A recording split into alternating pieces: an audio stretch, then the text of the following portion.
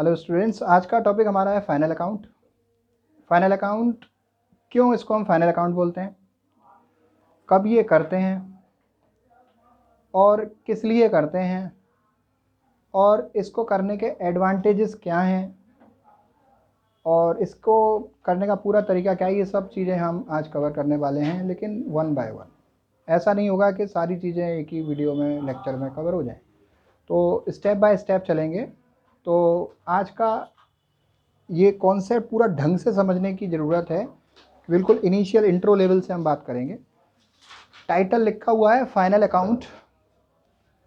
Final account का क्या मतलब होता है, समझ में तो आ रही है? फाइनल मतलब लास्ट है, फाइनल मतलब लास्ट में बनाया जाने वाला अकाउंट है।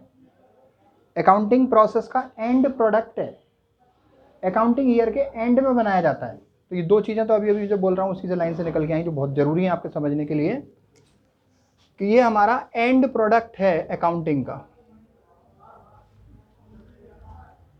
ये हमारा एंड प्रोडक्ट है अकाउंटिंग का। क्लियर? कब बनता है? At the end of accounting period.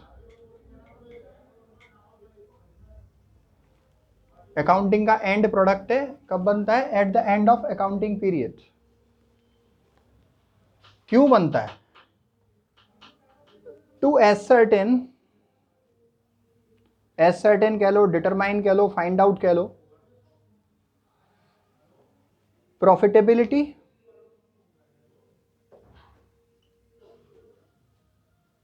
And financial position.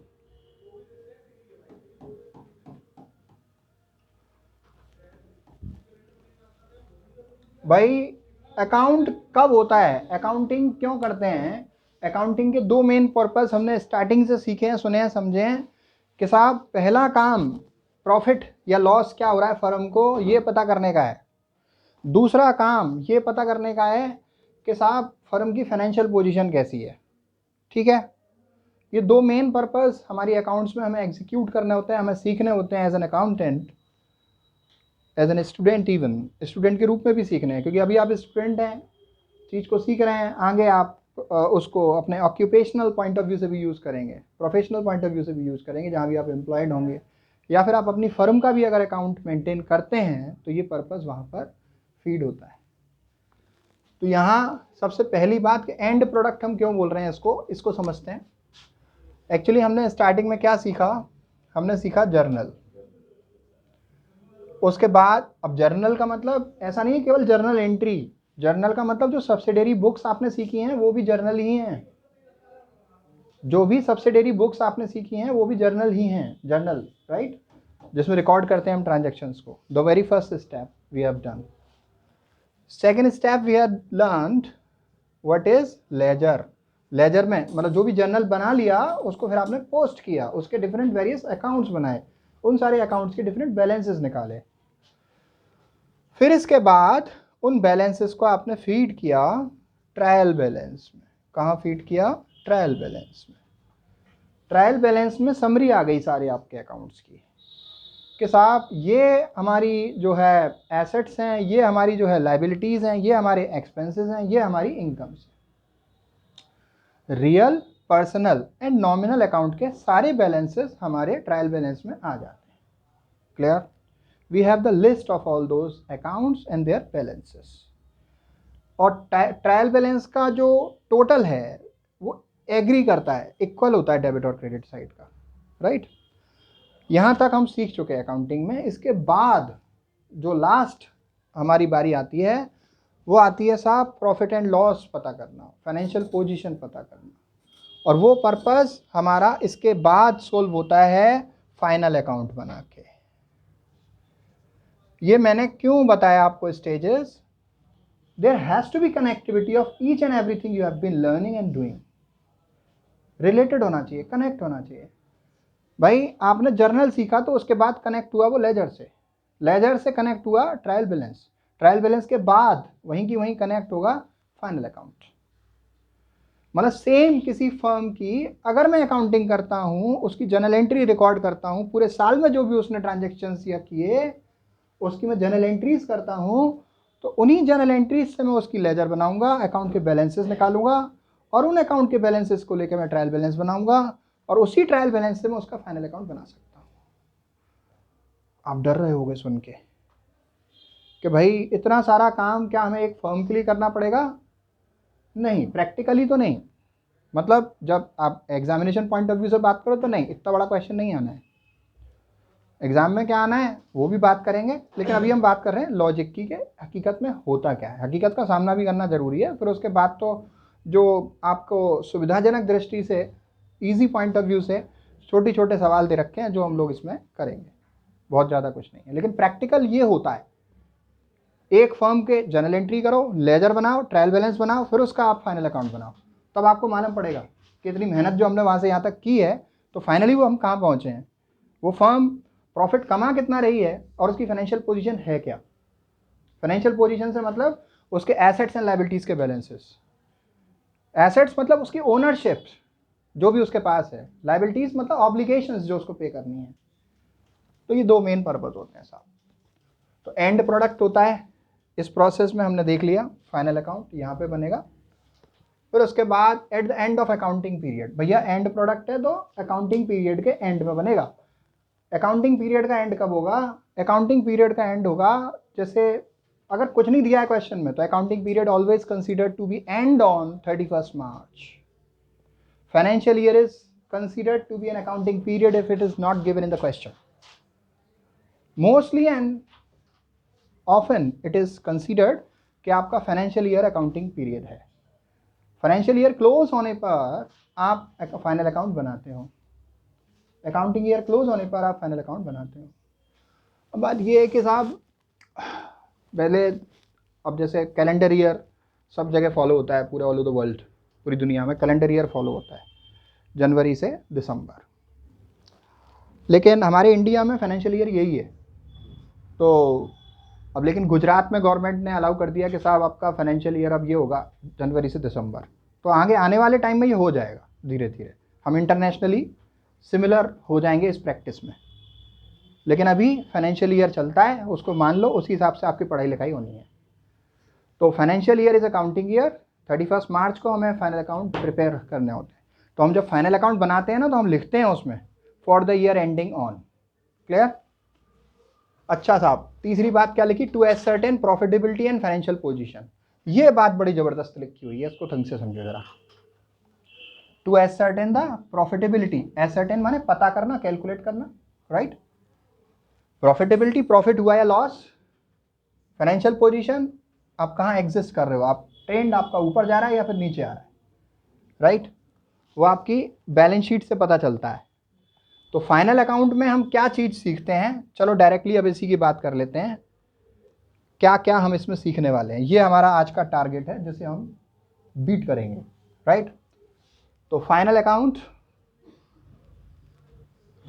इसमें हम लोग तीन चीज़ें मेनली सीखते हैं। Trading account, profit and loss account and balance sheet, और हम सीखते हैं बैलेंस शीट।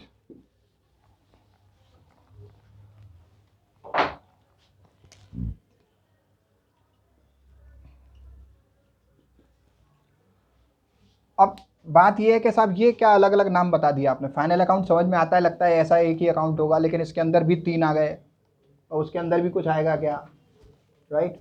ऐसा नहीं है, बस ये तीन ही रहने वाले। लेकिन इसके अब ये बनेंगे कैसे, उसका लॉजिक क्या है, वो हमें सीखना है, समझना है ढंग से, लेकिन एक एक करके। जल्दबाजी कोई नहीं है कि साहब वन गो में हम सब चीज़ कर लें, ढंग से सीखना है, राइट।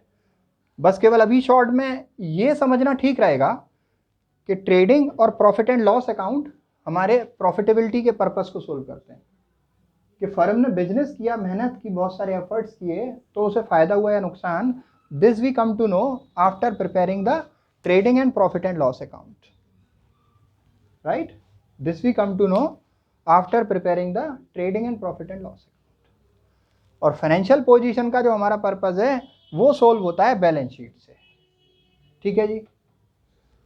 अब ये दोनों जो ब्यूटीफुल अकाउंट हैं, ये हमारे बनते हैं for the year ending on, मतलब हम उसमें मानते हैं कि साहब पूरे साल की बात हम कर रहे हैं, पूरे साल में जो हमने किया उसको रिकॉर्ड कर रहे हैं for the year ending on.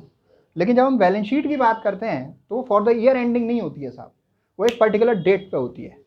आज की डेट पे बैलेंस शीट कुछ कहेगी और कल की डेट पे कुछ और कहेगी। मैं बताऊंगा कैसे कहेगी जब हम बैलेंस शीट की बात करेंगे। अभी ट्रेडिंग अकाउंट की बात करते हैं इन डिटेल। अब देखिए ट्रेडिंग अकाउंट में क्या आता है, ये सबसे बड़ा ज़बरदस्त क्वेश्चन है जो आपको मदद करेगा उसके फॉर्मेट को ढंग से समझने के लिए, राइट। तो अभी फाइनल अकाउंट का टॉपिक के अंदर हम सीख रहे हैं ट्रेडिंग अकाउंट, उसकी बात करते हैं। वैसे अगर मैं इसको एलोबरेट करूं टर्म को कि ट्रेडिंग का मतलब होता है खरीदना बेचना। ट्रेड माने सेल परचेज, राइट। मतलब कोई चीज़ हमने खरीदी और उसको सही मार्जिन पर हमें कोई मिल गया बायर, उसको बेच दी, तो डिफरेंस हमारा जो प्रॉफिट हुआ दिस वी एसर्टेन हुआ हेयर इन, राइट। ये हम एसर्टेन करते हैं। लेकिन ट्रेडिंग का मतलब ये नहीं है कि साहब केवल खरीदना बेचना है, हमें बनाना भी है, राइट। ट्रेडिंग अकाउंट ऐसा नहीं है केवल ट्रेडर बनाएगा। दो टाइप के बिजनेसमैन होते हैं कि साहब एक तो खरीदेगा, बनाएगा, फिर बेचेगा, वो मैन्युफैक्चरर है। दूसरा होता है बनाएगा नहीं, बना बनाया किसी से खरीदेगा और फिर बेचेगा, राइट। तो इन दोनों के लिए ट्रेडिंग अकाउंट काम करता है, लेकिन मैन्युफैक्चरर के लिए थोड़ा सा एडिशन हो जाता है। लेकिन अभी केवल सिंपल ट्रेडिंग अकाउंट को आप सीखो, राइट। ट्रेडिंग अकाउंट की बात करते हैं कि ट्रेडिंग अकाउंट में क्या आता है। अगर मुझे इसको सेंटेंस देना है कि एग्जैक्टली इसमें क्या इंक्लूड होता है, तो मैं ये कहूँगा इसमें हम इंक्लूड करते हैं साहब from the purchase of raw material. Raw material क्या होता है? कच्चा माल होता है। अगर मेरी फर्नीचर बनाने की फैक्ट्री है तो मेरा कच्चा माल हो गया वुड का जो बोर्ड होता है, राइट। अगर मेरी फर्नीचर बनाने की फैक्ट्री है तो जो भी बोर्ड होंगे लकड़ी के वो मेरा रॉ मटेरियल है, जो बीडिंग्स होंगी वो मेरी रॉ मटेरियल है। अगर हम कीलें खरीद के ला रहे हैं, पेस्टिंग के लिए कुछ सॉल्यूशन लेके आ रहे हैं, वो हमारा रॉ मटेरियल है, क्लियर। उसको खरीद कर लाने मतलब खरीदने का खर्चा और खरीद कर फैक्ट्री तक लाने का खर्चा, उसको हम इनवर्ड एक्सपेंस बोलते हैं। क्या बोलते हैं? Inward expenses. खरीद कर लाने का फैक्ट्री तक का खर्चा हम ट्रेडिंग अकाउंट में इंक्लूड करते हैं, क्लियर। और फिर उसके बाद उसको बनाने का खर्चा भी ट्रेडिंग अकाउंट में आता है। तो from purchase of raw material to production in the factory, raw material को खरीद के लाना है और फिर उसको फैक्ट्री में हमें प्रोसेस करना है फिनिश गुड्स बनाने के लिए। एक्चुअली प्रोडक्शन की 3 स्टेजेस होती हैं। Let me help you understand that more into it. ये हमारा जो है प्रोडक्शन का प्रोसेस है, right. This is the line. अभी मैं आपसे जो बात कर रहा था मटेरियल की, दैट इज रॉ मटेरियल, हम यहां पर हैं, राइट। और यहां पर हमें पहुंचना है फिनिश गुड्स पे। ये शॉर्ट में लिखा है RM stands for raw material, FG stands for finished goods. मेरी फर्नीचर की फैक्ट्री है, मैंने बात की कि साहब मैं बोर्ड खरीद के लाऊंगा, रॉ मटेरियल है। मैं बीडिंग्स खरीद के लाऊंगा, रॉ मटेरियल है। फिर उसके बाद मैं उसको बोर्ड को कटवाऊंगा। फैक्ट्री में जब भी आप जाओगे तो विजिट करोगे तो आपको ऐसा नहीं लगेगा कि साहब पूरा सारा रॉ मटेरियल ही पड़ा हुआ है। ऐसा भी दिखेगा कि बना हुआ फर्नीचर भी पड़ा हुआ है। ऐसा भी दिखेगा कि कटे हुए बोर्ड भी पड़े हुए हैं। ऐसा भी दिखेगा कि बिल्डिंग ठुक रही है। ऐसा भी दिखेगा कि पॉलिश हो रही है। ऐसा भी दिखेगा कि प्लाई चुपकी हुई है, मतलब कहने का उसको पेस्ट किया जा रहा है। You will find different type of scenario of processing of goods during the course of manufacture. So this is the scenario of factory if you visit. तो हमें सारे टाइप के स्टॉक कंसीडर करने होते हैं, राइट। सारी चीज़ें रिकॉर्ड करनी होती हैं। तो रॉ मटेरियल, और बीच में मान लो बोर्ड कट गए और कटने के बाद में ठुक गए, उसमें प्लाई लग गई, उसमें माइका लग गई और पेस्टिंग हो गई, मतलब बीच में किसी भी स्टेज पे आपका है स्टॉक, तो उसको हम बोलते हैं सेमी फिनिश्ड गुड्स। क्या बोलते हैं? सेमी फिनिश्ड गुड्स, या फिर उसको हम वर्क इन प्रोग्रेस भी बोलते हैं, राइट।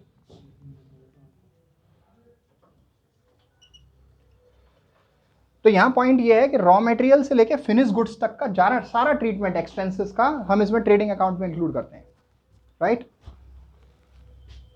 अभी ट्रेडिंग अकाउंट के फॉर्मेट वाली अगर बात है, मैं केवल लॉजिकल वर्ड्स इंक्लूड करूंगा, लॉजिकल टर्म्स इंक्लूड करूंगा, क्योंकि फॉर्मेट अगर मैं उसमें डिटेल फीड करूंगा तो ये बोर्ड छोटा है, राइट। तो यहाँ पर हमें लॉजिक्स की बात करनी है। हमने एक लॉजिक की बात की, रॉ मटेरियल को खरीदने से लेके फैक्ट्री में लाने और बनाने तक का खर्चा हम ट्रेडिंग अकाउंट में लाते हैं, राइट। ये हमारा डेबिट साइड का प्रोग्राम होता है। और क्रेडिट साइड में क्या होता है? क्रेडिट साइड में हमारा जो है सेल आता है और क्लोजिंग स्टॉक आता है। सर ये बता दो कि साहब ये ओपनिंग स्टॉक और क्लोजिंग स्टॉक कहाँ से आया, राइट।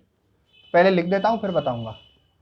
एक और बात, ये ट्रेडिंग अकाउंट हम बना क्यों रहे हैं? This is the main question which we need to have in our mind कि हम बना क्यों रहे हैं। ट्रेडिंग अकाउंट हम बना रहे हैं टू एसर्टेन ग्रॉस प्रॉफिट और ग्रॉस लॉस। ट्रेडिंग अकाउंट हमारी मदद करता है कि हम पता कर पाते हैं इसे बनाकर, कैलकुलेट कर पाते हैं इसे बनाकर ग्रॉस प्रॉफिट या ग्रॉस लॉस। तो why we prepare trading account? To find out gross profit या फिर ग्रॉस लॉस। ग्रॉस क्यों बोल रहे हैं? ग्रॉस हम क्यों बोल रहे हैं इसको? ग्रॉस का मतलब होता है कि अभी ना फाइनल प्रॉफिट नहीं बोल पाओगे आप इसको, इसके बाद एक और है प्रॉफिटेबिलिटी के लिए, जो प्रॉफिट एंड लॉस अकाउंट मैंने बताया था, ठीक है। अभी टर्म देख लीजिए ट्रेडिंग अकाउंट के। तो हम यहां पर स्टूडेंट्स लिखते हैं ओपनिंग स्टॉक। ओपनिंग स्टॉक क्या होता है? इस साल के एंड में जो भी माल हमारे पास रह गया, तैयार नहीं हुआ, इस साल के एंड में हमारे पास जो अनसोल्ड गुड्स रह गया, वो अगले साल के स्टार्टिंग में ओपनिंग हो जाएगा, राइट। और इस साल के एंड में जो अनसोल्ड गुड्स है वो इस साल के एंड का क्लोजिंग स्टॉक है, सिंपल, ठीक है। तो हमें एक अकाउंटिंग पीरियड की बात करनी है और उसके लिए हम बनाते हैं ये। तो हम ऊपर क्या लिखते हैं? For the year ended on 31 मार्च 2020। तो ओपनिंग स्टॉक लिख दिया साहब मैंने इसका। फिर इसके बाद हम लिखते हैं टू परचेजेस। अब परचेजेस रॉ मटेरियल की है, फिनिश गुड्स की है, जो भी आप परचेज कर रहे हो वो आप यहाँ पे लिखोगे, क्लियर। नकद खरीद रहे हो, उधार खरीद रहे हो, दोनों आप यहाँ पे लिखोगे, फॉर कैश या ऑन क्रेडिट, राइट। तो परचेजेस आपकी फॉर कैश हो सकती है, परचेजेस आपकी ऑन क्रेडिट हो सकती है। दोनों परचेजेस का टोटल आप यहां लिख दीजिए। फिर इसमें से लेस कीजिए। अगर आपने माल खरीदा और वो खराब निकला तो आप उसको प्रोडक्शन में यूज नहीं करोगे, उसको आपको वापस कर देना है जहां से आया। मैंने 50 बोर्ड मंगाए फर्नीचर के लिए, उसमें से मैंने जब उसको सामान को उतारा तो पाया कि 3 बोर्ड खराब थे जिनको फर्नीचर बनाने में यूज नहीं किया जा सकता था। तो इट इज नेवर गुड कि आप जबरदस्ती उसको अपने पास रखो। You need to return the material which can not be used in production, right. अब एक और बात होती है, नेचर ऑफ गुड्स पे डिपेंड करता है वो आपकी डील कैसी हुई है उसके साथ। अगर वो पहले ही तय हो जाता है साहब जहाँ से देख लो 50 में बंद है, बीच में कोई खराब निकला, आपकी जिम्मेदारी है, तो वापस नहीं करेगा। लेकिन हो गया कि साहब ले जाओ, कोई बात नहीं है, हमारा तो ट्रांजैक्शन पुराना है, संबंध बिजनेस के, तो वापस हो जाएगा। तो जैसे टर्म्स हो वापस अगर हो सकता है तो करिए उसको। तो हमें अगर वापस कर दिया हमने तो हम यहाँ पर परचेज रिटर्न लेस कर देंगे, ठीक है जी। ध्यान से सुनना, जो भी गुड्स आपका जहां जहां खर्च हो जाएगा वो सब भी इसमें से घटाया जाएगा। मान लो हमारे पास फिनिश गुड्स है, हम बेचना चाहते हैं उसको सामने वाले को, तो बेचने के लिए उसको शो करना पड़ता है, राइट। और शो करने के लिए कभी कभी सैंपल भी देना पड़ता है, प्रमोशन करना पड़ता है। तो साहब ले जाओ, फ्री में यूज़ करके देखो। जैसे मिठाई वाला थोड़ा सा मिठाई का टुकड़ा खिला देता है, टेस्ट करके देखो, फिर उसके बाद 1 किलो का ऑर्डर, राइट। ऐसे ही साहब फर्नीचर वाला तोड़ के थोड़ी देगा फर्नीचर, बैठ के देखो। वो ये हो सकता है छोटा सा स्टूल दे दे, भैया ले जाना ज़्यादा सामान के साथ। तो अगर मान लीजिए आपने एडवर्टीजमेंट पॉइंट ऑफ व्यू से डिस्ट्रीब्यूट किया कोई भी गुड्स कस्टमर्स को, तो वो यहाँ पे लेस हो जाएगा। चैरिटी में भी दिया, वो अच्छी बात है, चैरिटी में दे दिया आपने चेयर्स 2-4, तो वो लेस कर दो आप। लेस आपने एडवर्टीजमेंट में दिया, एडवर्टीजमेंट में फ्री सैंपल कह सकते हो आप उसको, फ्री सैंपल। और अगर आपने उसको चैरिटी में दिया तो वो भी लेस कर दीजिए, ठीक है जी। चैरिटी में, या आपने पर्सनल यूज़ के लिए निकाला, अपने ऑफिस के लिए उठा के बड़ी सी चेयर ले गए, मैं तो इसी पे बैठूंगा, मेरी फैक्ट्री है भाई, बड़ी चेयर हमारी होगी, राइट, बढ़िया वाली बना ली आपने अपने लिए, तो वो होता है पर्सनल यूज़, जिसे हम बोलते हैं ड्राइंग्स।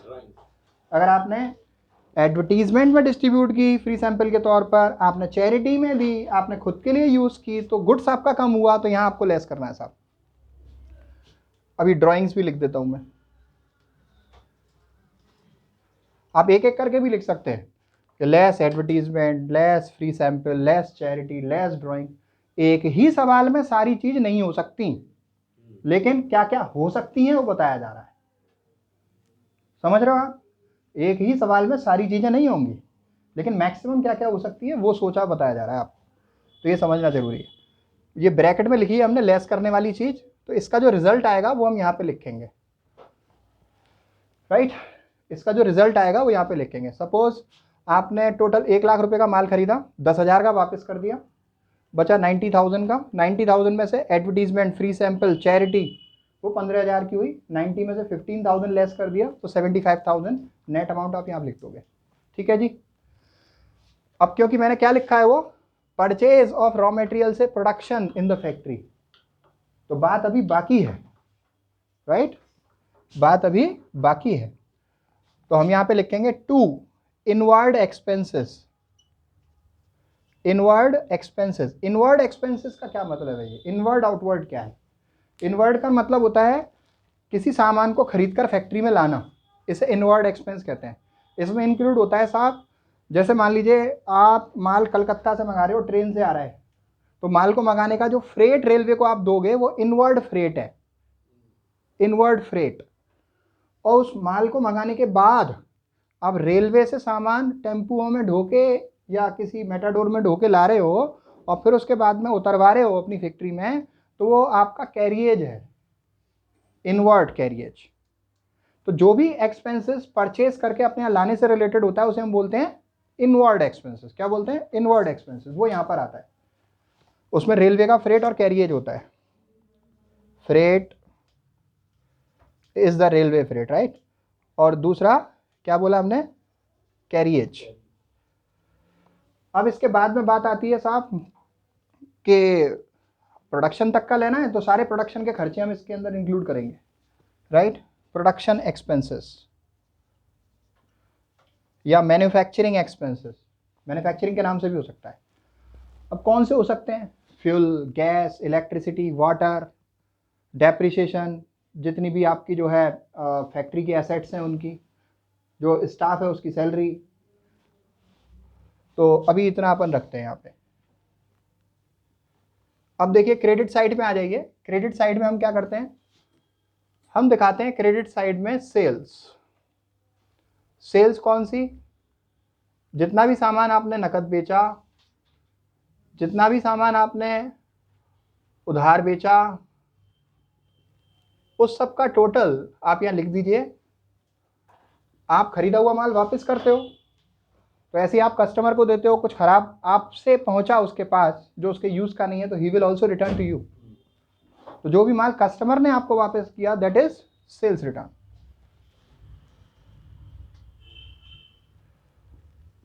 ध्यान से समझ लेना, सेल्स रिटर्न, सेल्स रिटर्न का दूसरा नाम रिटर्न इनवर्ड भी है।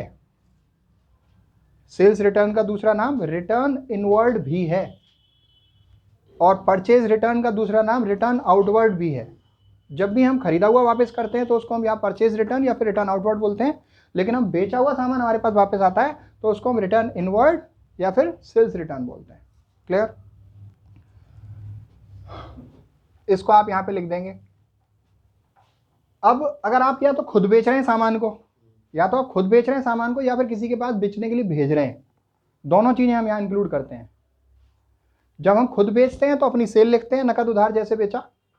जब हम बेचने के लिए किसी के पास भेजते हैं, जैसे मेरा आगरे में बिजनेस है फर्नीचर का, और मैं अपना सामान मथुरा में भेज देता हूँ किसी के पास, किसी बड़े शोरूम में, वो मेरे सामान को रख लेगा और बेच देगा, और जितना भी बिकेगा उस पर अपना कमीशन ले लेगा और बचे हुए पैसे मुझे दे देगा, उसे हम कहते हैं goods Saint on consignment.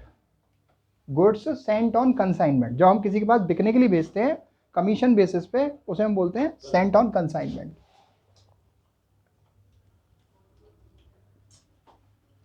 Saint on consignment.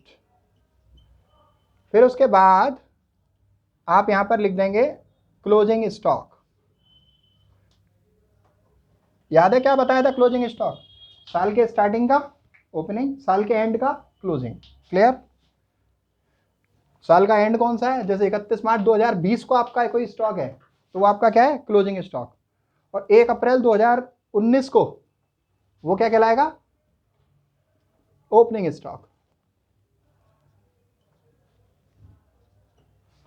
अब साहब ये ट्रेडिंग अकाउंट का फॉर्मेट है छोटा सा, राइट? अभी ट्रेडिंग अकाउंट के फॉर्मेट केवल यही नहीं, और भी कई तरीके से आते हैं, आपके पास सवाल में जो दे रखा है उस हिसाब से होते हैं, राइट? तो अभी अपन इसमें जो ज़रूरत है कुछ कैलकुलेशंस की, उनकी बात करेंगे, राइट? तो हमें मालूम होना चाहिए कि साहब कॉस्ट ऑफ गुड्स सोल्ड क्या होता है, ये आपसे पूछ सकता है वो। कॉस्ट ऑफ गुड्स सोल्ड, इसके बेसिस पे कॉस्ट ऑफ गुड्स सोल्ड होता है opening stock plus net purchases. अब ये नेट परचेज का क्या मतलब है? नेट परचेज का मतलब परचेज में से परचेज रिटर्न घटा दिया तो वो क्या कहलाएगा? Net purchases. और फिर उसमें हम जोड़ेंगे inward expenses. Inward expenses plus direct expenses. Direct expense का मतलब मैन्युफैक्चरिंग के सारे, राइट? ये इनवर्ड एक्सपेंस, ये डायरेक्ट एक्सपेंस प्रोडक्शन के। क्लियर? तो इन सबको हम जोड़ देते हैं, फिर उसके बाद हम इसमें से लेस करते हैं क्लोजिंग स्टॉक। क्लोजिंग स्टॉक ये हमारी कॉस्ट ऑफ गुड्स सोल्ड होती है, ये हमारे इस फॉर्मेट से ही निकलती है। अच्छा, एक इंपॉर्टेंट बात, ये हम क्यों बना रहे थे? ग्रॉस प्रॉफिट या फिर ग्रॉस लॉस फाइंड करने के लिए। तो कैसे ग्रॉस प्रॉफिट मालूम पड़ेगा हमें इसमें? अगर हमारे इस अकाउंट का क्रेडिट का टोटल ज़्यादा है, इस अकाउंट का क्रेडिट का टोटल ज़्यादा है डेबिट से, तो उसको हम क्या बोलते हैं? Gross profit, right? Carried down, CD आप लिख सकते हैं। दोबारा सुन लीजिए, जस्ट सपोज आपकी सेल है 5 लाख रुपए की, गुड सेंट ऑन कंसाइनमेंट है 1 लाख रुपए का, और 2 लाख रुपए का क्लोजिंग स्टॉक है। 5 और 1 6 और 2 8 लाख रुपए हो गए, ठीक है? अभी डेबिट में मान लीजिए ओपनिंग स्टॉक है आपका 1 लाख रुपए का, और परचेजेज आपने की 4 लाख रुपए की, और फिर उसके बाद मतलब परचेज, ये फाइनल बता रहा हूँ, चलो 4 लाख रुपए की परचेज की आपने,